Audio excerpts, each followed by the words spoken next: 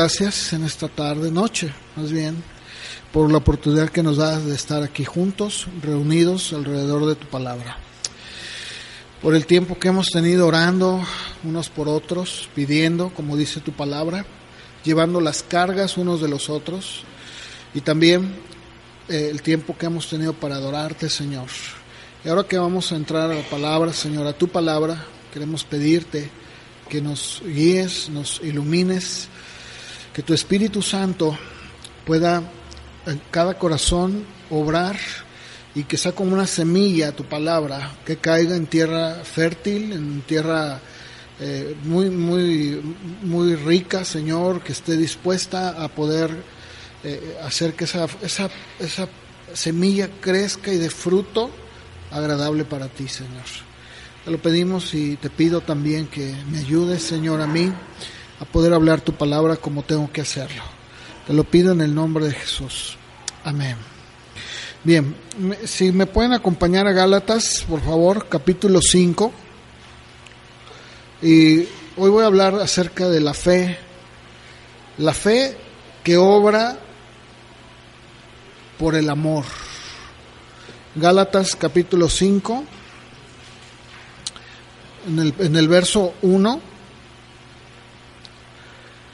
Del verso 1 al 6, dice el apóstol Pablo a los Gálatas: estén pues firmes en la libertad con que Cristo nos hizo libres, y no estén otra vez sujetos al yugo de la esclavitud. He aquí, dice Pablo, yo les digo que si se circuncidan, de nada les aprovechará Cristo. Y otra vez testifico a todo hombre que se circuncida, que está obligado a guardar toda la ley.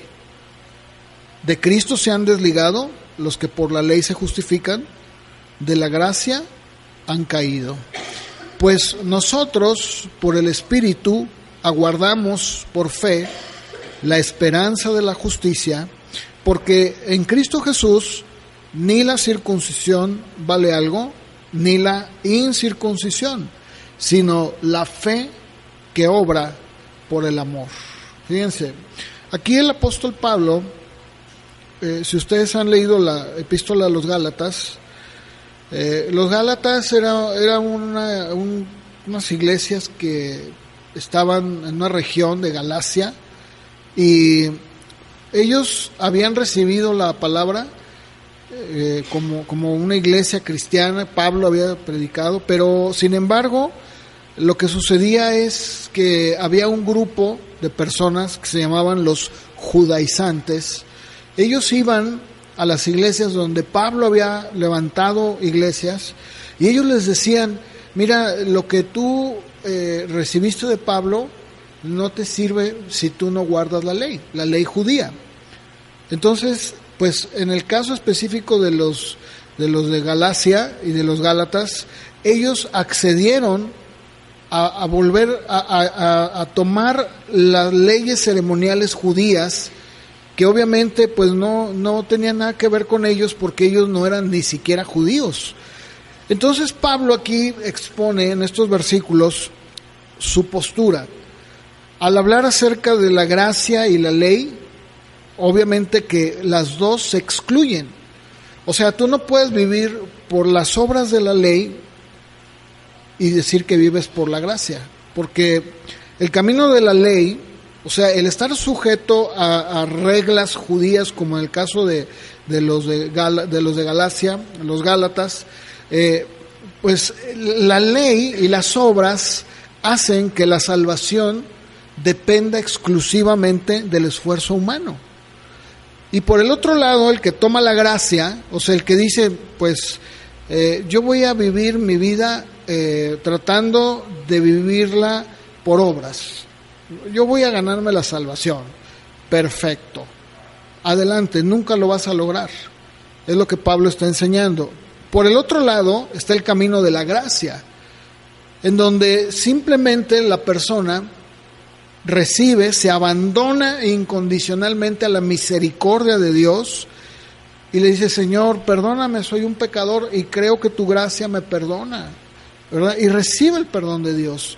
Entonces Pablo expone que si ellos como cristianos que habían recibido la gracia de Dios y que ahora se volvían a tomar las obras de la ley, incluso algunos de ellos se habían circuncidado, los hombres ya se habían circuncidado y estaban ya tomando parte de las ceremonias judías, guardando ciertos días de la semana, absteniéndose de ciertos alimentos.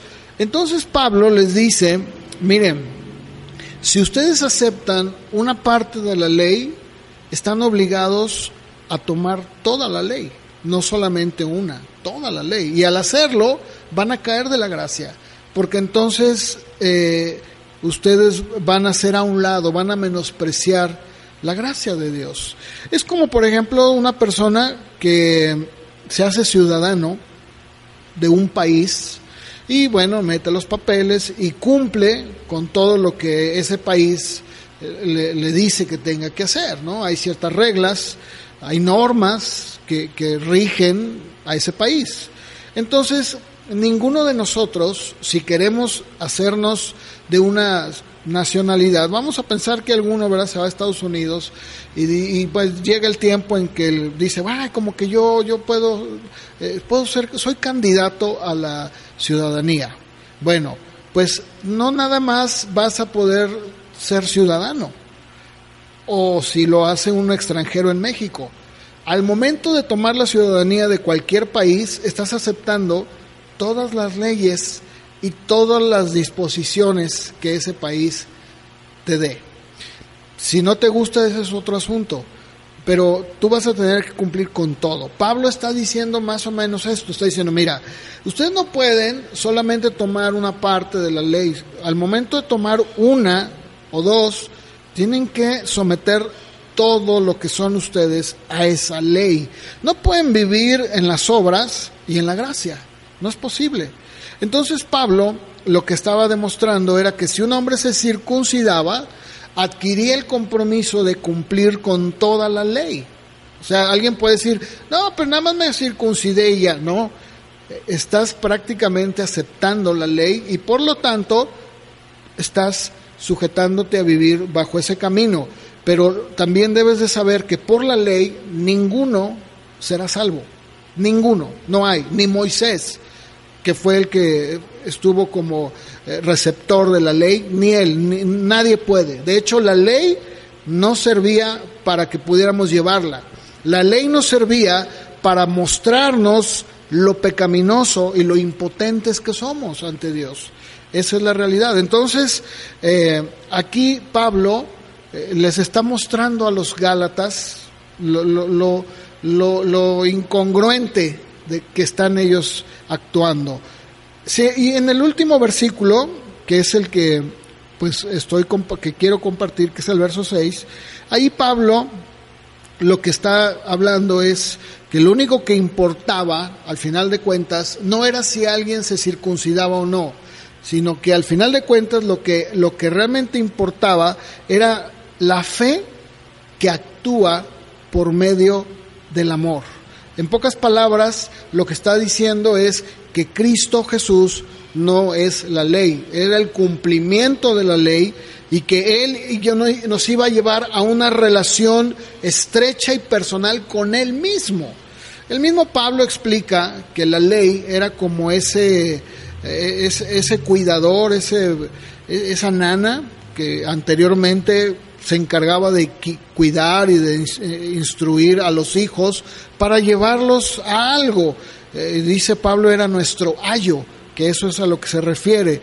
Entonces aquí lo que Pablo está diciendo es que ese movimiento legalista, religioso, a los que los Gálatas estaban siendo influenciados, había llegado muy lejos, los había llevado a un punto terrible. Y que eso los iba a llevar incluso a tener una vida espiritual derrotada completamente. ¿Sí? Aquí entonces el apóstol Pablo empieza a exhibir algo muy importante para nosotros, que es precisamente que la fe obra por el amor. O sea, no se trata de que la fe, como lo he estado hablando en estos martes, la fe obra, y esa palabra obrar significa produce, es algo que se produce, no es algo que tú lo provocas, es algo que Dios provoca en ti. La palabra es energeo, que quiere decir, de donde viene la palabra energía que tenemos nosotros, y que habla precisamente de esa acción, ese efecto que se produce por medio de la fe, obrando en amor. Dice, no, ustedes están mal, ya perdieron el rumbo. Es como si una persona conoce de Cristo, conoce escucha verdad y dice, ay, qué hermoso que el Señor vino y murió por mí, ¿verdad? Y pues que esto es por gracia. Lo único que tengo que hacer es pues agradecerle, Señor, gracias, y arrepentirme, obviamente, ¿no? Por lo que Él me ha dado, y después va y trata de comprar su salvación. No puede ser. Entonces Dios dice, no, espérame, o sea, estás mal. Tú no puedes querer comprar o ganar tu salvación y a la vez simplemente decir gracias, Dios, no, porque o es por la ley, o es por las obras, o es por la gracia. Pero aquí Pablo lo que está diciendo es que al final de cuentas, lo que hace que nosotros podamos verdaderamente vivir nuestras vidas como cristianos es que hay una fe que obra en amor. Miren, vamos a 1 Tesalonicenses capítulo 1, porque aquí en los versos 5 y 6 que acabo de leer de Gálatas, se enfatiza 3 cosas. Una es la fe, otra es la esperanza y otra es el amor. Y en 1 Tesalonicenses, en el capítulo 1, versos 1 al 4, el apóstol Pablo, a otra iglesia totalmente distinta, o sea, las iglesias de Tesalónica eran totalmente distintas, o sea, diametralmente opuestas, muy diferentes. Aquí le dice Pablo, Silvano y Timoteo a la iglesia de los tesalonicenses, en Dios Padre y en el Señor Jesucristo, gracia y paz sean a ustedes de Dios nuestro Padre y del Señor Jesucristo. Damos siempre gracias a Dios por todos ustedes, haciendo memoria de ustedes en nuestras oraciones, acordándonos sin cesar delante del Dios y Padre nuestro de la obra de su fe, del trabajo de vuestro amor y de su constancia en la esperanza en nuestro Señor Jesucristo. Porque conocemos, hermanos amados de Dios, vuestra elección. Pablo dice, hermanos, le damos gracias a Dios, oramos por ustedes en nuestras oraciones. Silvano, Pablo y Timoteo, o sea, Pablo, Silvano y yo oramos, Timoteo, Silvano y yo oramos por ustedes constantemente, y nos acordamos que en ustedes hay 3 cosas que Pablo mencionó también en Colosenses 5 y 6. Su fe, el trabajo de su amor y la constancia en la esperanza. Son 3 cosas. Ahora, el amor se une con la fe. Eso es algo que va de la mano, ¿verdad? Y esto no nos lleva, el amor no nos justifica, es la fe la que nos justifica, pero el amor acompaña a la persona que ha sido justificada de tal manera que una vez que la persona ha sido perdonada y justificada, empieza a producir en esa fe algo que se llama amor, y eso lo podemos también llamar obras, pero nunca es al revés. O sea, las obras nunca, jamás te van a garantizar ni a darte la salvación. Más bien, cuando tú eres salvo y justificado por Dios, como resultado de esa salvación, produces obras. No sé si me explico, no, es una cosa, es al revés. Porque comúnmente la gente dice, no, pues hay que hacer cosas buenas para ganarnos la salvación. No. La verdad es que nunca te vas a poder ganar tu salvación. Es como, por ejemplo, si ustedes han visto, yo creo que todos los hemos visto, los testigos de Jehová. Los testigos de Jehová, no sé si ustedes sabían, pero los testigos de Jehová no es que tengan un celo y un amor por predicarte con su revista El Atalaya o El Despertar, ¿verdad?, tocando puertas. No. ¿Sabes por qué ellos son tan persistentes y por qué siempre están tocando puertas? Porque esa es la manera en la que ellos les han enseñado de ganarse la salvación.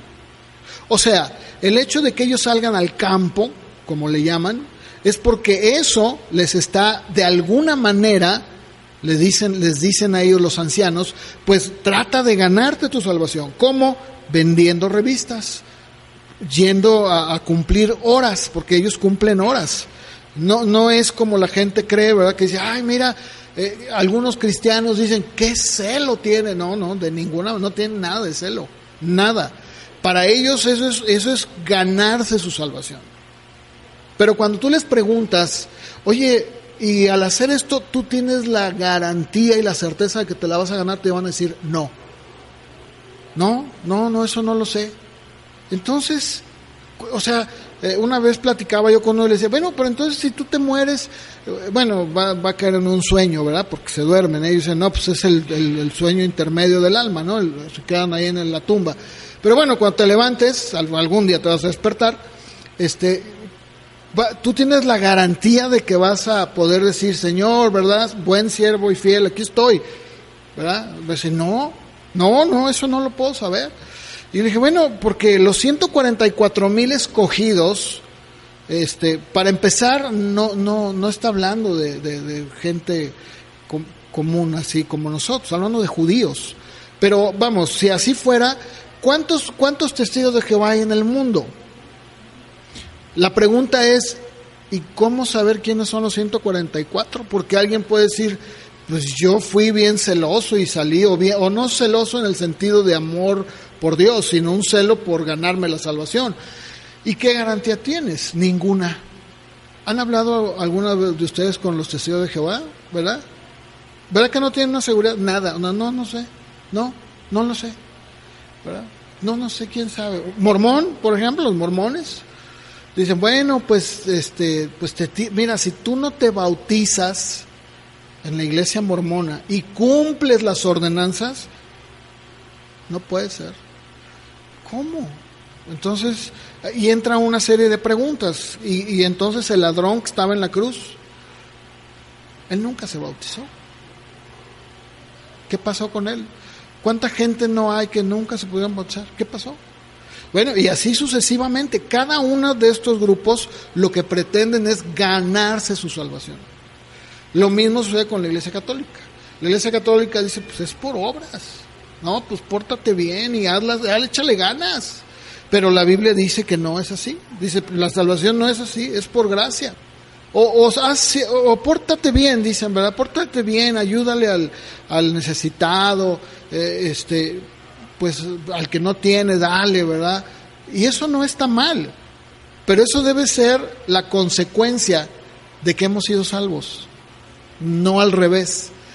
Porque en ese caso hay personas que, si así fuera, ya ganaron el cielo. Hay personas que han construido templos y orfanatorios y han hecho muchas cosas por el bien de la humanidad. Nada menos que el señor Slim tiene un programa de ayuda a las escuelas más pobres del país, donde les manda el equipo, ¿verdad? Y bueno, y nada menos que otros tantos y tantos más que tienen mucho dinero y que dan lo que les sobra. Y bueno, pues ellos ya pudieran prácticamente decir, ya tengo mi lugar en el cielo, pero no es así. No, la realidad es que el cristianismo bíblico es el único que dice no. Por ejemplo, los apostólicos, que algunos dicen, pues son nuestros hermanos, realmente no son tan nuestros hermanos. ¿Por qué? Porque los apostólicos dicen que para que tú seas salvo tienes que bautizarte en agua. Y si no lo haces, entonces tú no puedes ir al cielo. Los adventistas o los sabatistas les llaman, ¿verdad? De la misma manera dice, no, bueno, pues tienes que guardar la ley como los Gálatas, ¿verdad? Y no comas carne de puerco. Ellos se reúnen los sábados, no sé si saben eso, ¿verdad? Y ahí entra un conflicto porque muchos de ellos trabajan los sábados.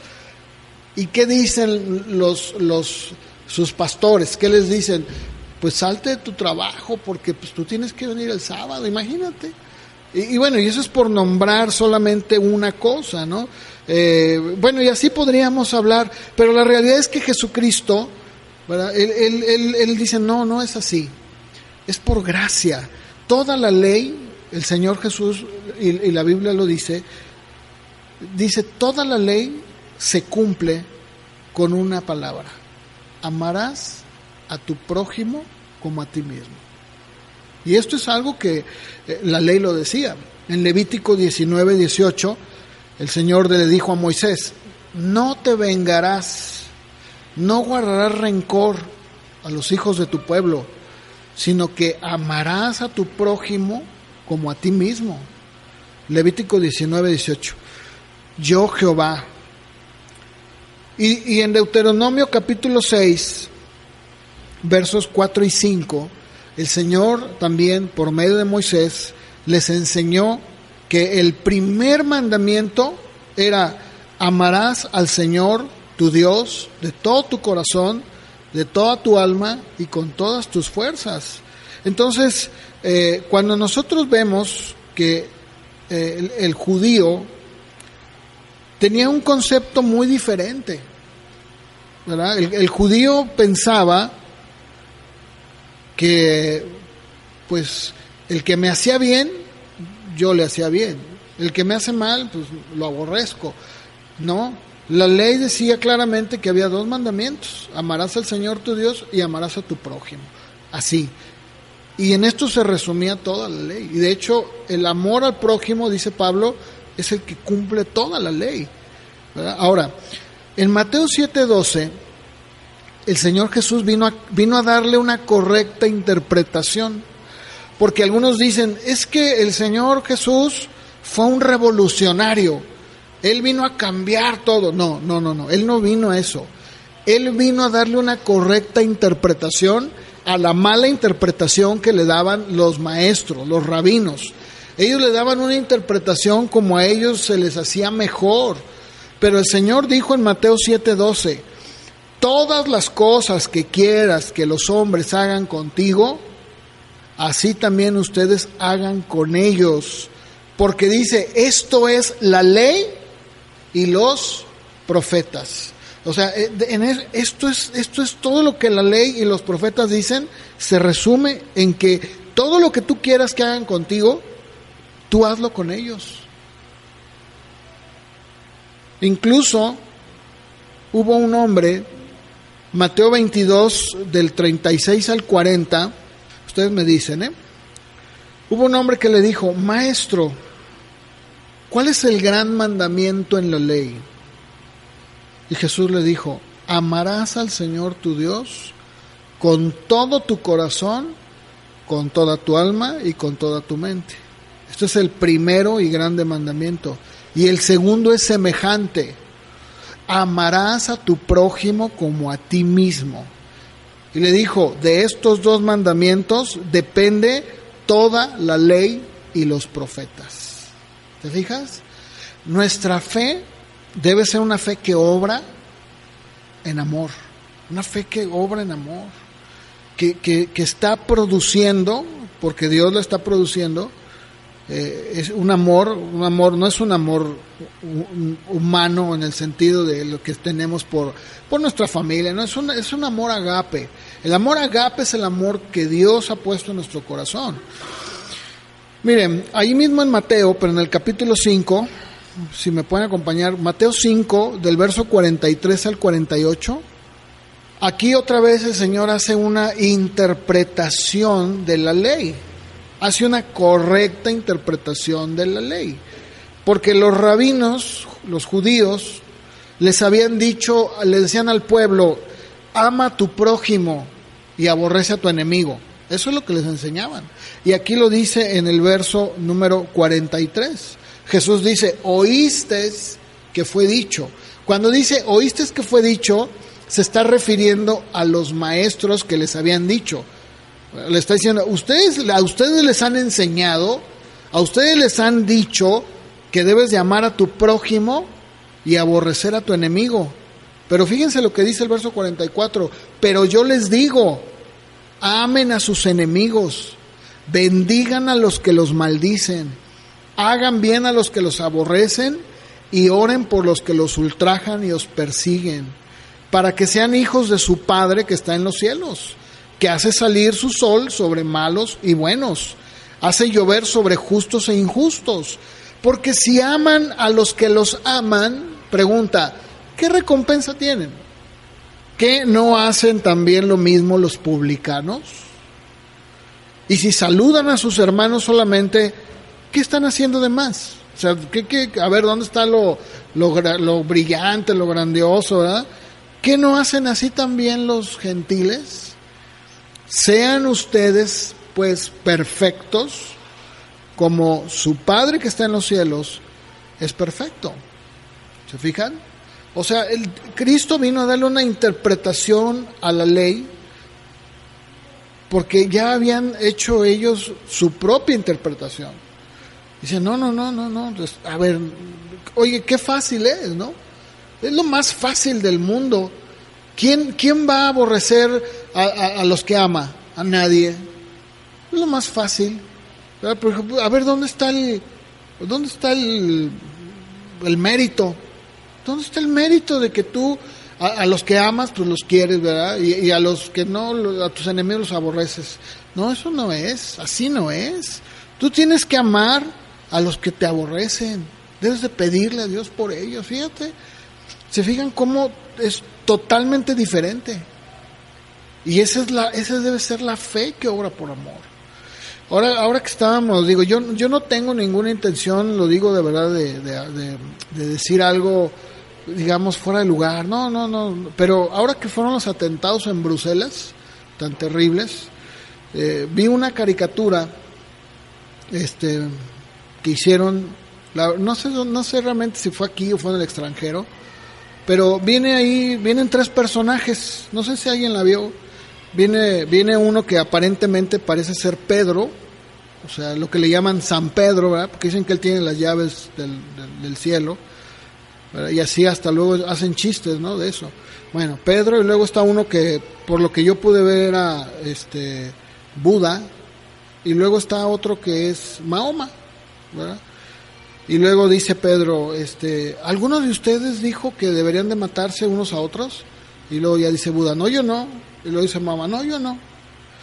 Y con eso lo que tratan de decir es que pues nadie ha dicho que se maten y sin embargo se están matando. Pero saben que eso no es verdad. Por eso lo quise aclarar. Yo no tengo la intención de estar diciendo cosas que no. Pero no sé si ustedes han leído el Corán, algunas partes del Corán. Bueno, el Corán sí alienta, promueve. De hecho, Mahoma, cuando estuvo en vida, él fue un hombre sanguinario que alentaba y decía que si los infieles no querían creer, los mataras. Buda nunca, aunque la gente tiene un concepto de que es una religión, realmente el budismo no es una religión como tal.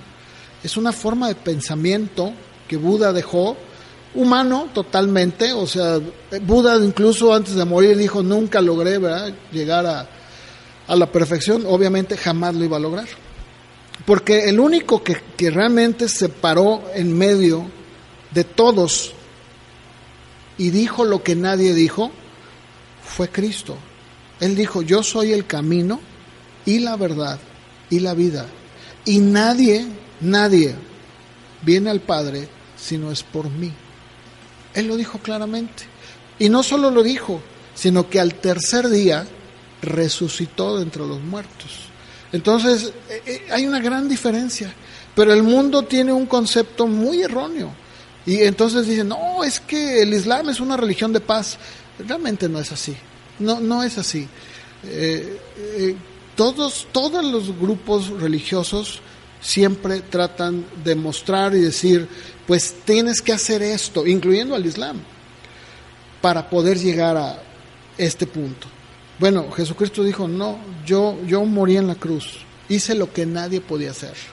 Lo que nadie puede hacer, yo lo hice por el hombre, yo lo hice para que el hombre pueda tener vida eterna, ¿sí? Entonces, aquí Jesucristo está nuevamente en vida. Él vino a redefinir la ley, decir, no, están mal.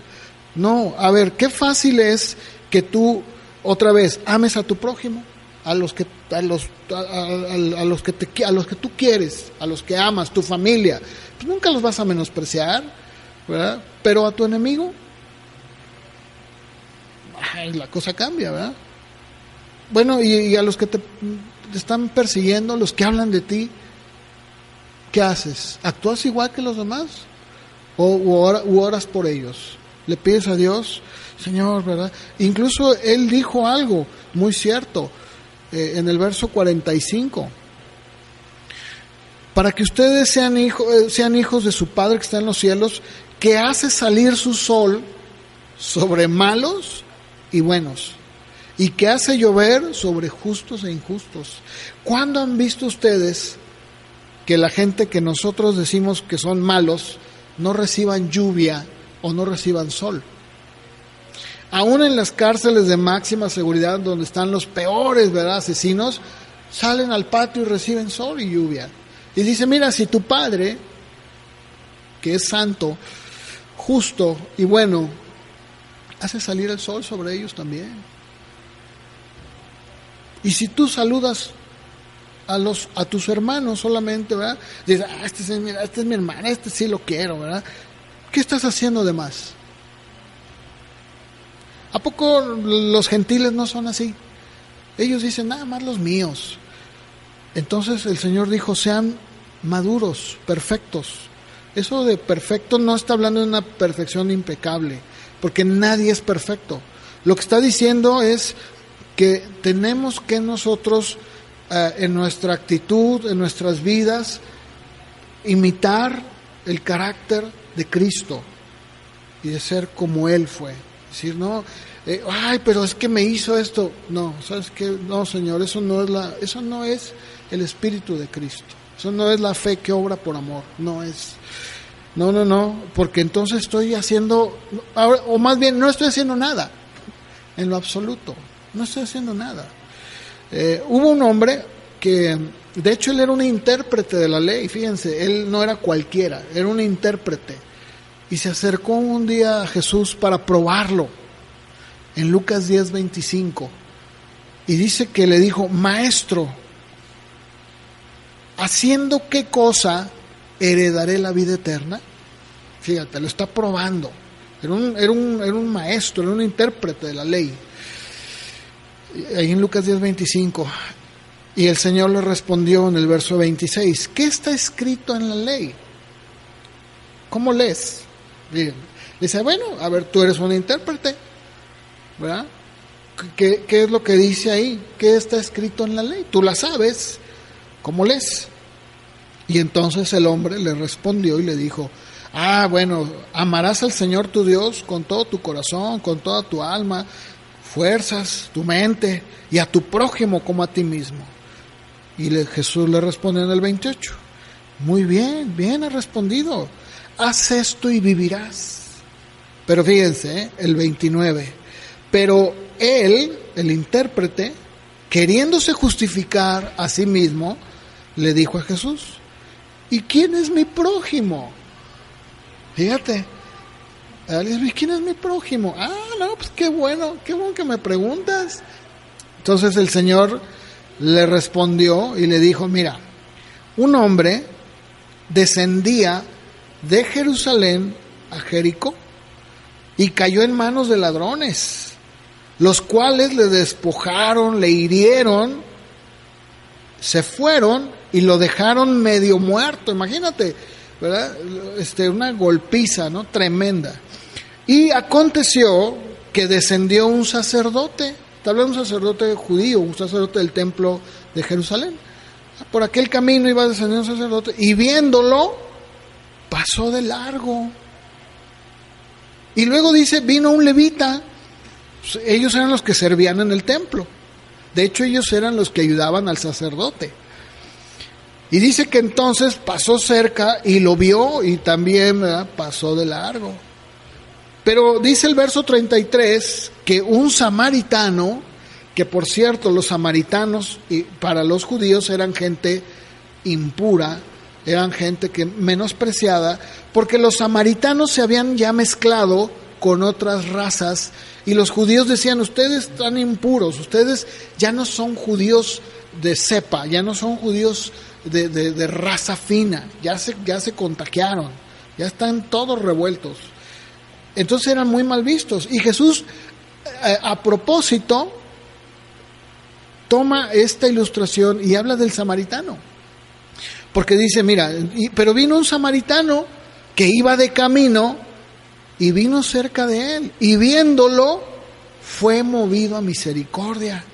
Fíjate, mejor el samaritano.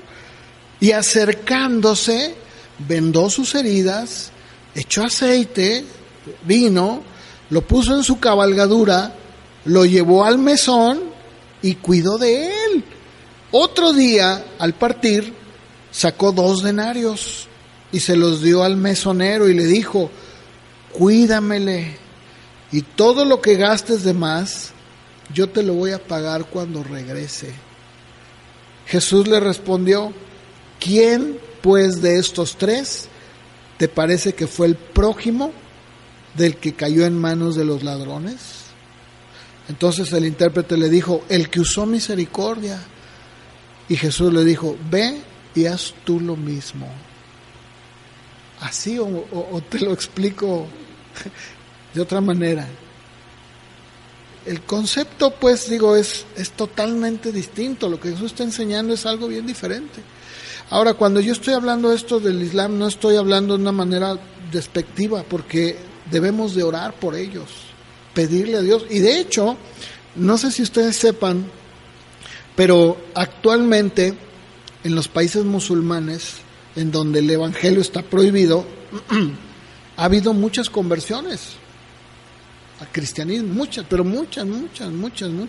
De hecho, en los campos donde ahorita actualmente están los refugiados sirios, gracias a Dios, hay grupos de cristianos que están yendo a los campamentos, no solamente a predicar, sino a darles también alimento, pero obviamente les dan el alimento más importante, que es el espiritual, y una gran cantidad de musulmanes, de sirios, ¿verdad?, están leyendo por primera vez la Biblia, porque para ellos está prohibido que la lean.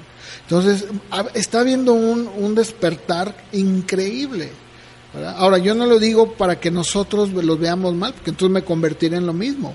Lo que estoy diciendo es que no pensemos que de verdad toda religión, no, todo, como dice la gente, todas son buenas y nos llevan a Dios. No, realmente no. Solamente hay una.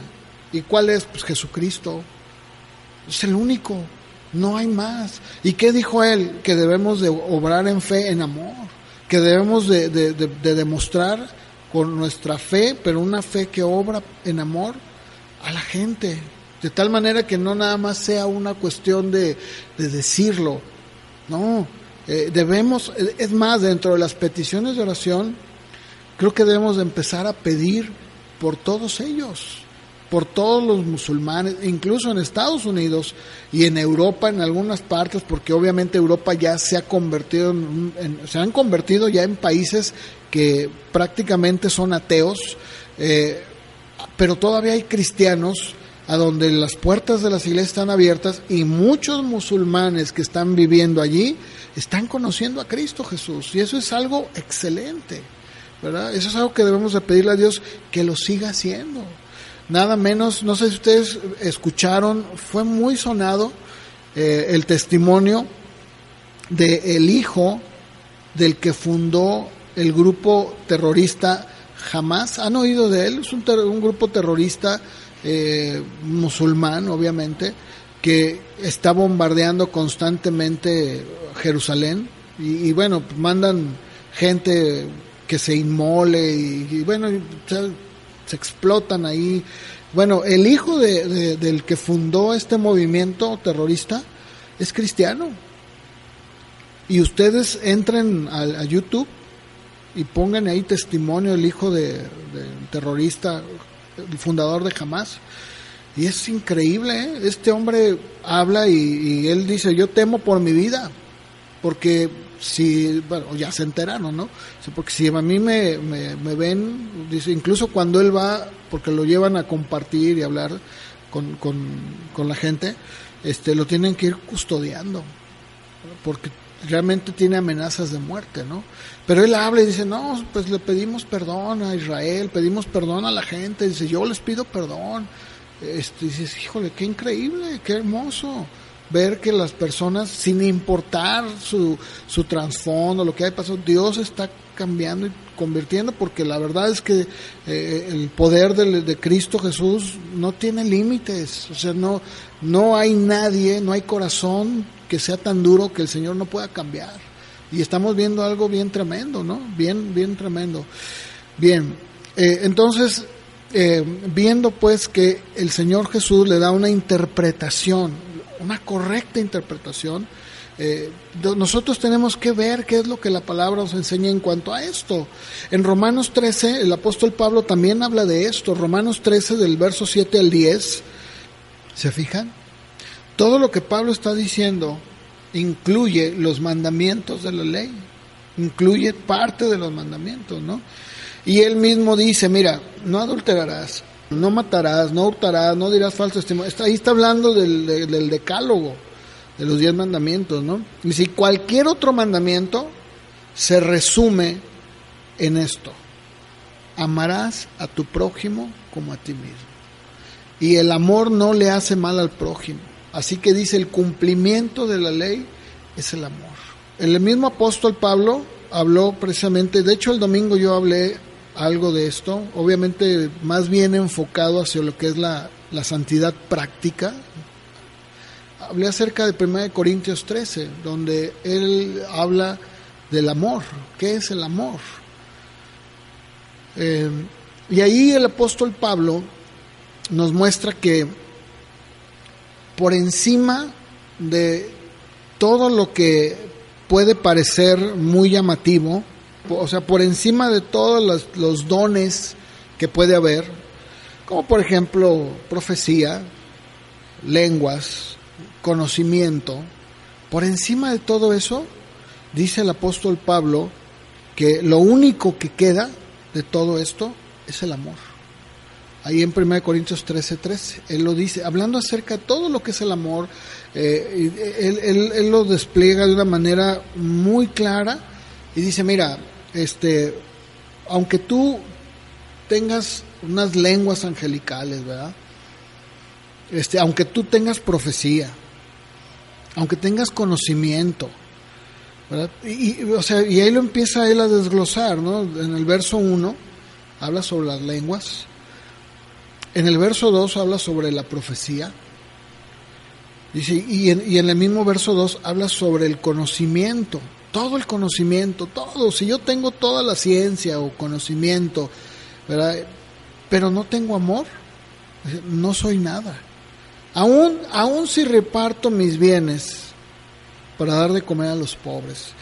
Fíjense, hace ya algún tiempo platiqué con un hombre que tenía una librería en el centro de la ciudad, y era una librería carismática, y platicaba con él y me di cuenta que pues el movimiento católico carismático, y no solo ellos pues, pero le ponen mucho énfasis a las manifestaciones, ¿verdad? O sea, a la profecía, a las lenguas. Y platicando con él me decía, no, es que mira, yo te invito a que vayas ahí, mira, hay unas profecías bien tremendas y ahí se mueve el espíritu, ¿verdad?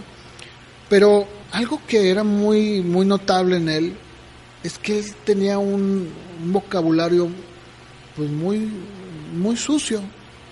Entonces yo dije, bueno, ¿y tú hablas en lenguas? Me dijo, sí, no, yo soy uno de los que están ahí principales, ¿verdad?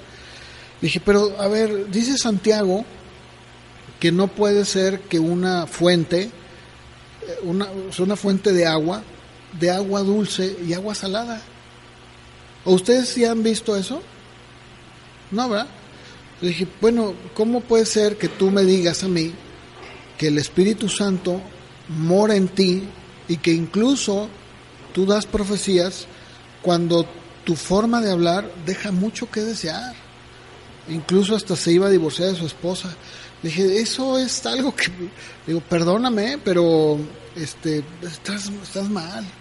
Ahora, no son los únicos, ¿eh? Yo también puedo decir que muchas iglesias pentecostales le dan un énfasis, ¿verdad?, excesivo a los dones, a las manifestaciones, y bueno, hay un montón de gente que está ahí, ¿verdad?, recorriendo mar y tierra, diciendo, ¿verdad?, que tienen profecía, y yo todo esto, la Biblia lo enseña, creo que existen los dones, o sea, no los niego, al contrario, creo que existen.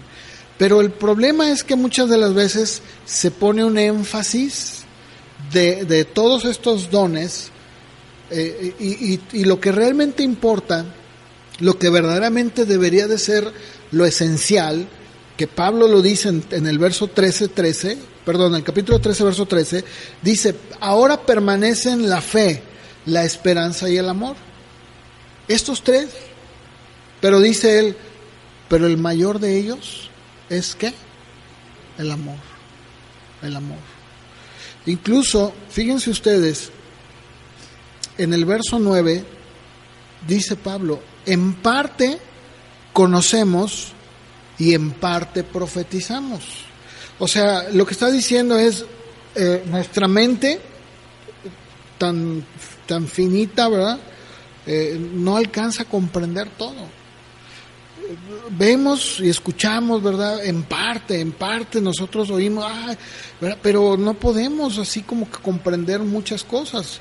Incluso dice en el verso 10, pero cuando venga lo perfecto, que está hablando ahí, no está hablando de que del canon, no está hablando del canon, está hablando de cuando venga ya Cristo y su gloria, y ya lo perfecto que es el cielo. Dice, bueno, en lo que es en parte se acabará, o sea, lo que estamos viviendo ahorita se va a acabar un día. ¿Cuándo? Cuando venga lo perfecto. ¿Y qué es lo perfecto? Pues Cristo, la redención, la gloria, eso es lo perfecto. Y luego sigue diciendo, cuando yo era un niño, hablaba como niño, pensaba como niño, juzgaba como niño, pero ya cuando fui un hombre, pues ya dejé lo que era de niño. Dice, bueno, ahora vemos por un espejo, oscuramente. ¿Por qué dice eso? Porque antiguamente los espejos como los conocemos nosotros no existían.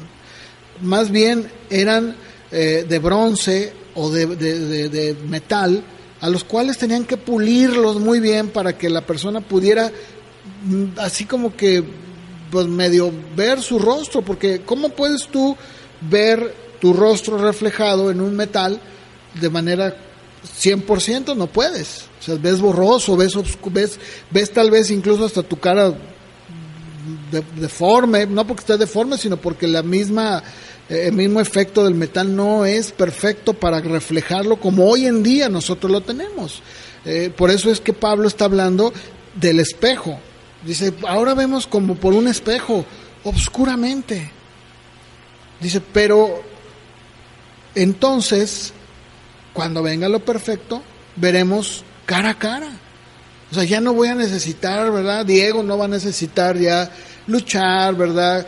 Yo no voy a tener que estar luchando ya con muchas cosas. Ninguno de nosotros va a decir, ay, Señor, gracias, ¿verdad? Ya, ahora ya plenamente puedo ver, ¿verdad?, todo con claridad. Mira cómo era yo, ay, no. Bueno, pues en la tierra, ¿verdad?, se me hacía difícil porque pues, mi propia naturaleza era débil. Pero dice, ahora yo conozco en parte. O sea, en parte puedo adquirir el conocimiento, pero nunca voy a adquirir un conocimiento exhaustivo, total, no. Nunca, hasta que me muera. Y dice, pero entonces conoceré cómo fui conocido.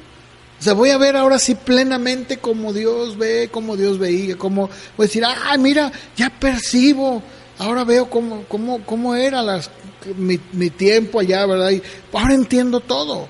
Y entonces ya dice, ahora permanece en la fe, la esperanza y el amor de estos tres, pero el mayor de ellos es el amor. O sea, profecía, lenguas y conocimiento, o sea, ese conocimiento de ciencia, ¿verdad? Dice, van a cesar. ¡Pum! Se van a acabar un día. Sin embargo, el amor no. El amor no. O sea, en un sentido la fe y la esperanza se van a acabar. Ya no necesitamos la fe, ya no necesitamos la esperanza, ya estamos con Dios. Pero el amor no. Nunca va a dejar de ser. ¿Se fijan? Entonces, nosotros tenemos que ver y entender que la fe de Dios obra, pero obra en amor. En amor. Eso es realmente lo más importante de todo. El amor. El amor obrando, produciendo en nosotros, en esa fe para vivir cada día. Hay dos ejemplos que tenía yo aquí, que tal vez ya, bueno, los voy a leer, pero para terminarlos, no me gustaría irme así. Hubo una ocasión en Marcos 2, en donde el Señor Jesús entra a Capernaum, que era una región, y dice que la gente escucha que está en casa. O sea, imagínate, ¿no? Era algo que se escuchaba, ya está aquí el maestro, pues todos iban a verlo, ¿no?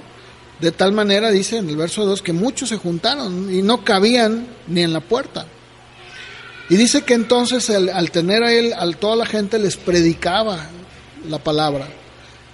Y dice que en ese momento vinieron a él unos trayendo un paralítico, el cual era cargado por 4. Y como no se podían acercar a él a causa de la multitud, descubrieron el techo donde estaba. Hicieron una abertura, bajaron el lecho en el que yacía el paralítico, y dice el verso 5 que al ver Jesús la fe de ellos, le dijo al paralítico: hijo, tus pecados te son perdonados.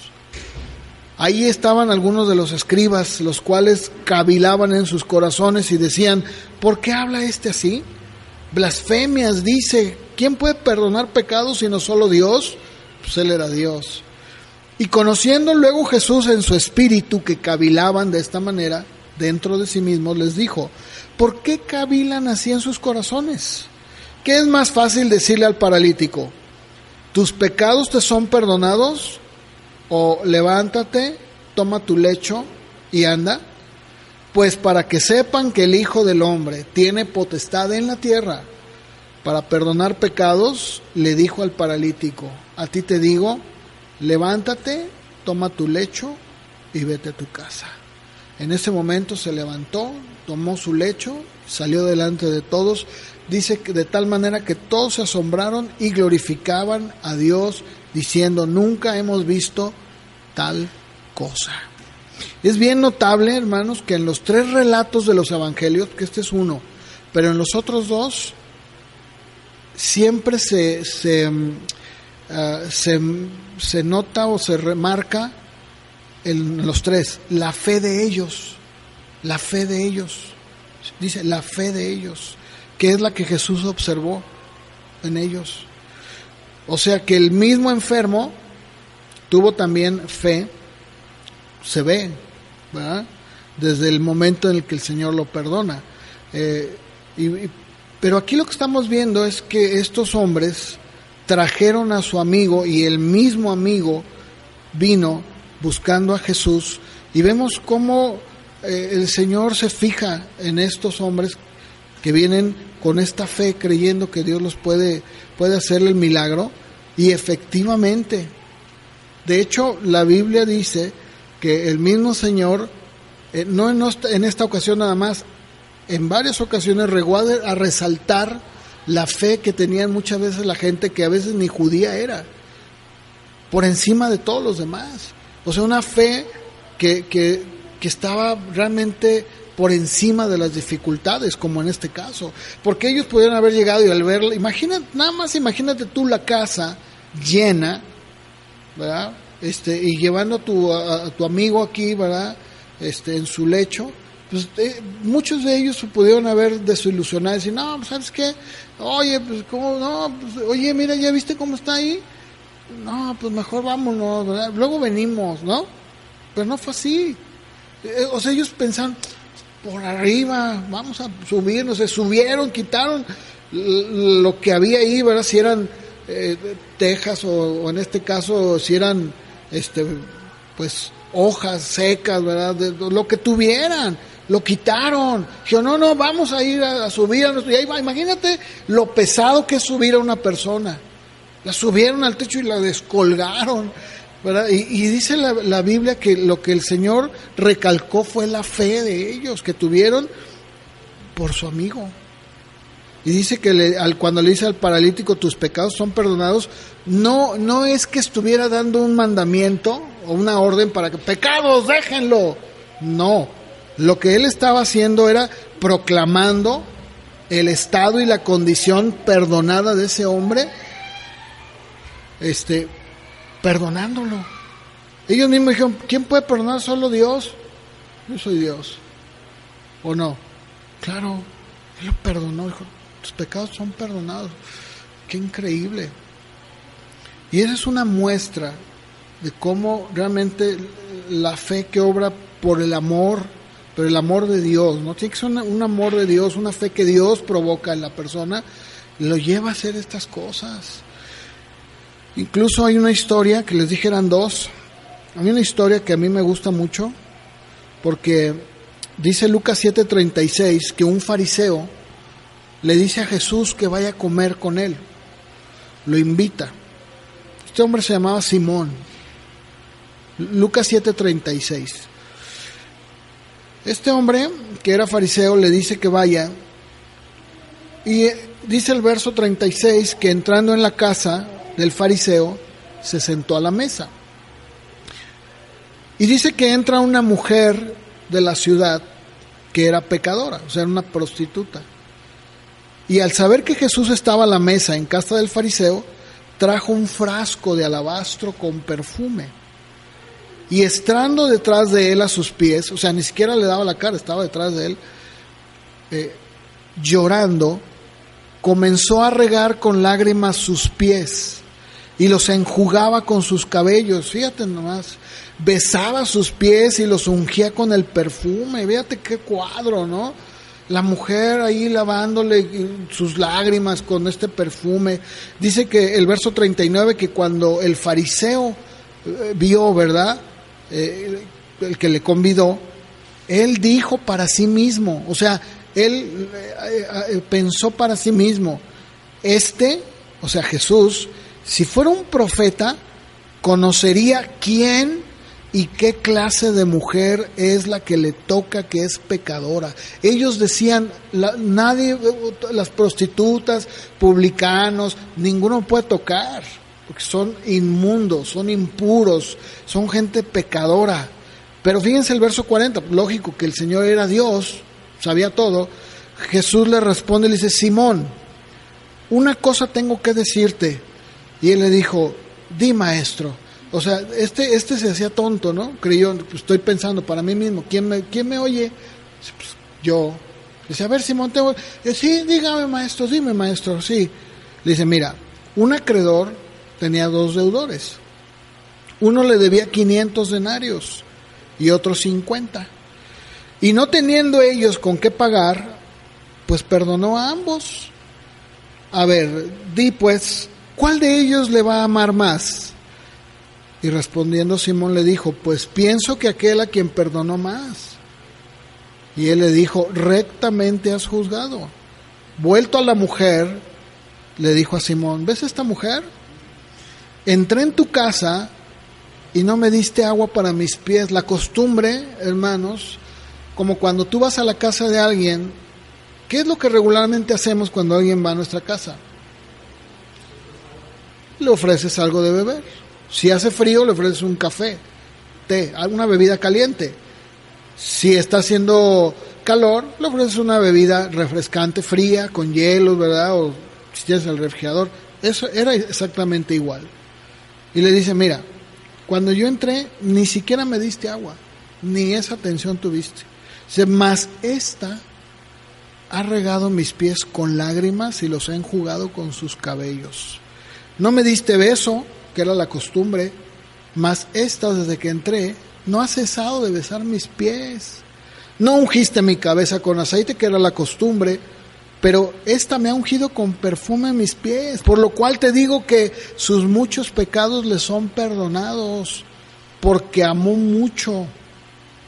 Mas aquel a quien se le perdona poco, poco ama. Y a ella le dijo, tus pecados te son perdonados. Los que estaban juntamente sentados a la mesa comenzaron a decir entre sí, ¿quién es este que también perdona pecados? Pero él le dijo a la mujer, tu fe te ha salvado, ve en paz. Fíjate, ¿te fijas? Y a veces a nosotros se nos olvida, y muchas veces hay que reconocerlo, nos convertimos en Simón y nos olvidamos de que nosotros también somos como esa mujer. Así, ¿verdad? Debemos nosotros de tener en verdad que nuestra fe sea una fe, como dijo Pablo a los Gálatas, que obra, que trabaja, que produce en amor. No nada más una fe ahí, ¿verdad? Fría, seca.